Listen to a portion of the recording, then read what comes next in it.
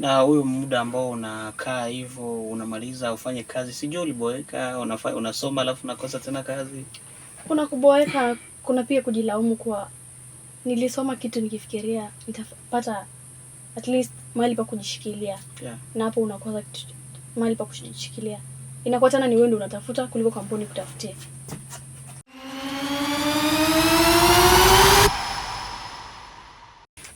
Ya, mpenda mtazamaji, kama ndio unakuwa unajiunga nasi, karibu sana popote ulipo. Ni Beyond Borders podcast ya iConnect.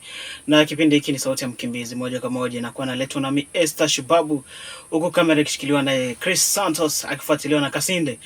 Na kwa mara hii tunakuwa na dada humu ndani ya studio. Mambo vipi? Poa sana. Unajua ni mara ya kwanza tunakualika hapa. Sijui umeona mapokezi namna gani? Mapokezi yako sawa, nashukuru pia kunileka. Ya, vile vile umeonaje studio yetu? Studio yetu iko poa. Ya, watazamaji watakuwa wanaja kufahamu wewe ni nani na unafanya nini pia. My name is Jacqueline Esenyen. Mimi ni Mkenya na mimi ni filmmaker. Yeah. Nafanya both videography and photography. Yeah, hii kazi yako ulianza wakati ulisomea ama ulijikuta tu na kurupuka na ukaanza hii kazi? Siku moja niliona picha mahali. Yeah. Na picha nzuri sana. Ilikuwa inavutia. So nikajua kumbe pia mimi ningependa kukua kama mwenye alipiga hiyo picha. Hapo sasa ndo nilivutiwa, nikasema pia sasa siku hizi madaktari ni wengi, walimu ni wengi. Ndio. Pia naweza kuwa filmmaker. Ndio hapo ukasoma ama ukaanza tu na wewe kwenda kujifunza kwa mtu? Hapana, venye nilimaliza shule nikatoka nje. Nikakuja siku moja I think so ilikuwa after kumaliza sa form 4. Yeah. You're the first term ya nyumbani. Nikaona advert ya Filmade. So na nilikuwa na mtu mwenye alikuwa anafanya Filmade. Na nilimwambianga niko interested nitajua nije Filmade. Yeah. Akaniambia wacha advert yao ama link yao ikitoka nje nitakutumia. Akatuma link, nika apply, nikaitwa interview. Yeah. And then nikafanya. Ndio hapo. Nilifurahi juu nilikuwa selected. Yeah, hapo kwanza ni kitu ambacho ulikuwa unapenda mwenyewe. Na alafu kaisoma. Wakati ulimaliza kusoma hapo Filmade na ndio hapo ukapata kazi ama vipi? Hapana, juu tulikuwa wanafunzi 12 Filmade. Wakaamua kuchukua 2 peke yao intern. Sasa sisi wengine tukakaa tu nje. Ilikuwa tunajitafutia internship yako. Yeah. So haikuwa sisi wote ndio tulipata internship. Sasa kuna 8 nje wenye wao kufanikiwa kuenda mahali popote. Yeah. Like sasa wamekosa hata kuomba internship kwa CBO juu CBO zenye zinadili na filmmaking courses ni chache. Na huyo muda ambao unakaa hivyo unamaliza ufanye kazi, sijui uliboeka, unasoma alafu unakosa tena kazi?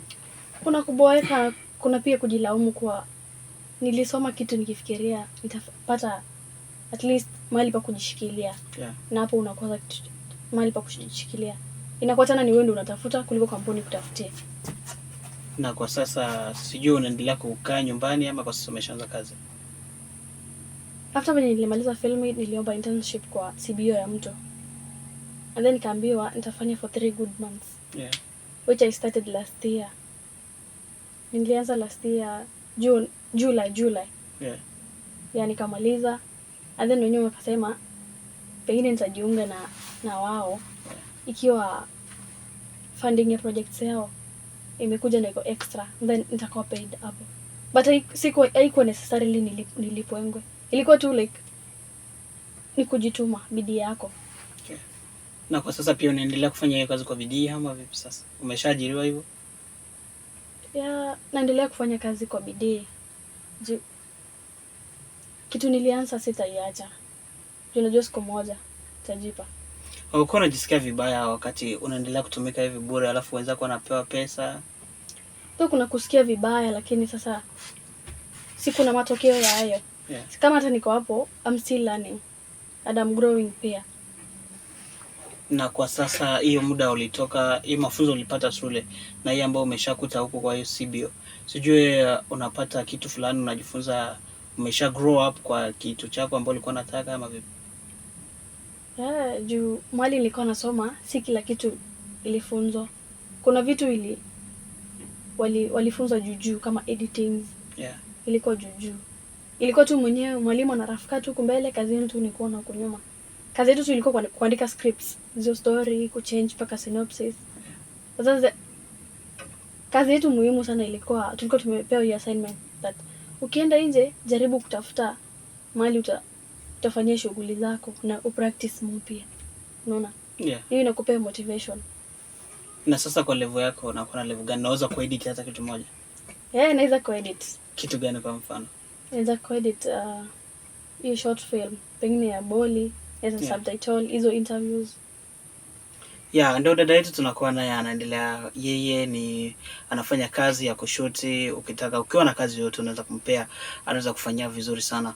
Sasa hii kazi, unajua wadada wengi wasichana wanagoga nasema hii mambo ya kwenda na shuti ni mambo ya vulana. Sijui wewe ulichukuliaje maneno? Sana kuna hiyo mentality sasa hivi. Lakini sasa mimi niliona it's better I be a man. Means najua kitu ili ni push na najua kitu pia natafuta. Hakuna kitu itanizuia. Pia kwa sasa wakati unaenda field work, unakuwa unakutana changamoto zinakuwa huko. Miongoni mwa hizo changamoto unaweza pata hata wavulana wanaanza kuchumbia. Sijui umeshawahi kudetiwa na mtu ukienda field? Mara mingi sana nimekutana na changamoto kama hizo. Hasa wakati unaenda field mbali. Yeah. Juu unapatana na filmmakers wengi, photographers, wengine ni videographers. Yaani inakuwa mixture. Sana mains ndo percentage yao iko juu. Yeah. Alafu wakati wanakudate huko, wewe unaionaje? Unaacha kazi huko, unarudi, unafanya nini? No, hata ipo siku niliwahi enda field work Kalobeyei. So ilikuwa World Refugee Day. Yeah. So uza mango tulikuwa tunaenda kupiga picha huko.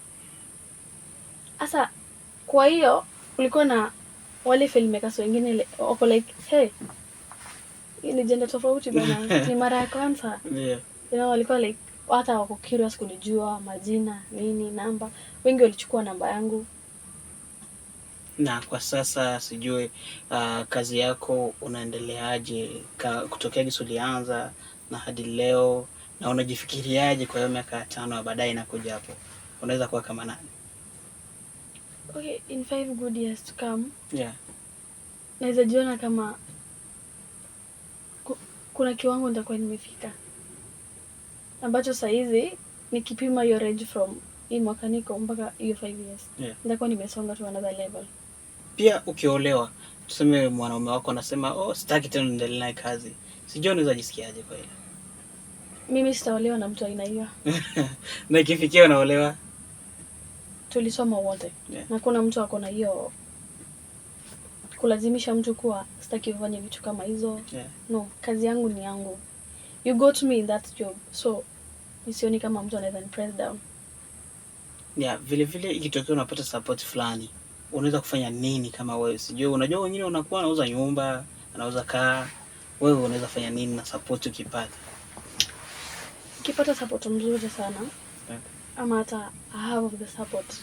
Nitafuta nyumba ile ya kukaa na kuanza shughuli zangu za kuedit. Juu kitu ya kwanza ukipata lazima ukuwe na mahali watu watajua huku ndo anafanyia kazi. Huwezi fanyia kazi nyumbani. Yeah. Yeah. Na pia unakuwa na hiyo nyumba yako ya kuedit. Utakuwa na edit mwenyewe ama vipi? Itategemea na kazi niko nayo. So pia nitataka to exchange na wengine wenye wako nje pia. Yeah. Wanakuja. Na hiyo support ikiwa ya juu kabisa, unaweza fanya nini kwa jamii pia? So unajua pia kwa community kuna watu wako na dreams kama venye zangu ilikuwa. Yeah. Na ilikufa, zingine zilikufa juu hakuna support. Yeah. Ama hakuna mtu anawaguide na hiyo mentorship hakuna. Na hizo directions hakuna. So whenever nikipata hiyo support na niko nayo na niko busy mahali fulani, si kuna hao filmmakers wengine wenye wanajua kumenta sana. Yeah. Juu hautakuwa unashikilia kupiga picha, kufanya video, kufanya editing, alafu tena tunaenda mentorship. Kuna wengine pia wanapewa hiyo kibali ya kumenta watoto. Yeah. Like wanauliza talent yako ni gani? Kitu kama hii. Sasa utapata wenye wako wenye walishakuwa interested, lakini sasa hawana hiyo support. hiyo talanta yao imefifia juu. Ndio. Na pia unajua watu wengine wadada wanakuwa na kati tamaa sana.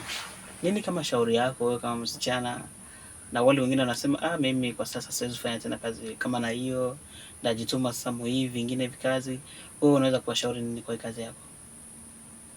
Kwanza mtu hafai kukata tamaa. Hii safari ni ndefu sana. Ndio. Na kufanikiwa, ipo siku ya kufanikiwa sana. Na kama venye nilianzisha mimi mwenyewe. Ndio. Na ushaniuliza after 5 years nitakuwa wapi? Maybe nitakuwa nimepata hizo fundings. Okay. Sio ni hiyo imejipa already. Ndio. Mtu hafai kukata tamaa. Ndio, kama unaendelea kujiunga nasi, tambua tuko Beyond Borders podcast ya Connect. Hapa tunakuwa tunapatikana na dada yetu tuko nayo muda na sijui kama hakuna la ziada. Tunakuwa tunashukuru sana. Sina la ziada. Asante kwa muda wako wa leo. Asante sana kuja pia. Karibu. Ndio, ni mimi Esther Shubabu, mwandalizi wako wa kipindi hiki, huku Chris Santos akiwa anashikilia kamera akifuatiliwa huko na Kasinde. Eve ndio anakuwa anaitwaga hivyo. Unaweza kumpata dada popote, lakini ukutupatia address. Address yangu unapatikana Kakuma Town. Kakuma Town, sijui eneo gani unaweza kupata, karibu na nini? Niko Facebook, niko Instagram na niko TikTok pia. TikTok najiita Alimblem 514. Then Facebook najiita Alimblem Mesenyen. Then Instagram pia najiita Alimblem Mesenyen. Tukutane kwa video zingine, usikose kulike, kushare, kusubscribe, vile vile kuweka comment yako. Bye.